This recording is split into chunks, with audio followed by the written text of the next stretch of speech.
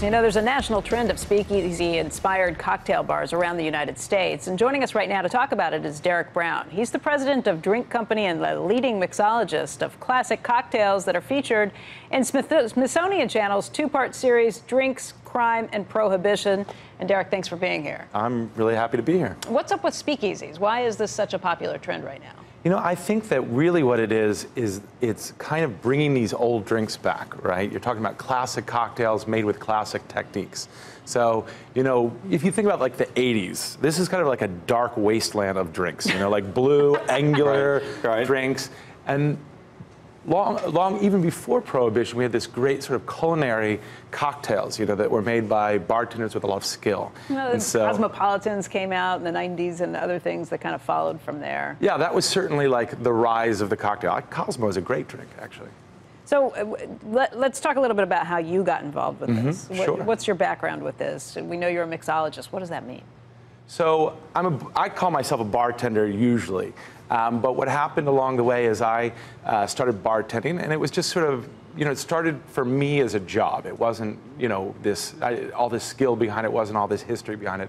But then I started learning, and there was so much behind it. It was really a part of this American culinary heritage, and so I got really, I guess, geeky about it. And ultimately, as I learned, I started progressing, people became more interested, and you saw this rise of the speakeasies or classic cocktails.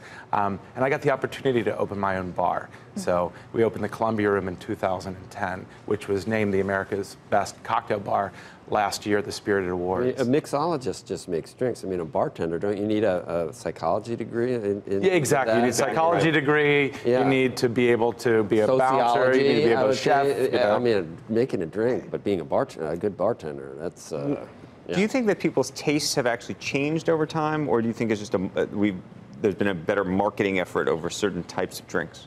Probably a little column A, little column B. I think definitely I've seen people's taste change over time and growing interest in these classic cocktails, and even whiskey and gin over vodka and, you know, rum. And so we've seen this like growing interest in it, but also people like myself and other bartenders out there have been really pushing it.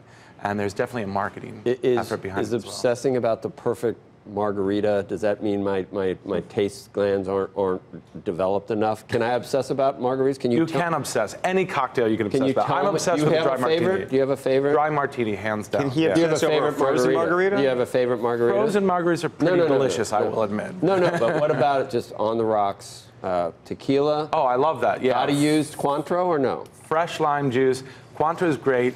There's also something called Tommy's Margarita, which has agave syrup in it as well. Oh, I put agave syrup in. Gotta do that. Absolutely fantastic. That's all you need. Yeah, that's all you need. It's really excellent like that. And silver tequila, or do you use colored tequila? Silver tequila. Silver tequila. Yeah, definitely a Blanco tequila, a silver tequila. Okay, good. And so, you gotta shake it. Gotta shake it.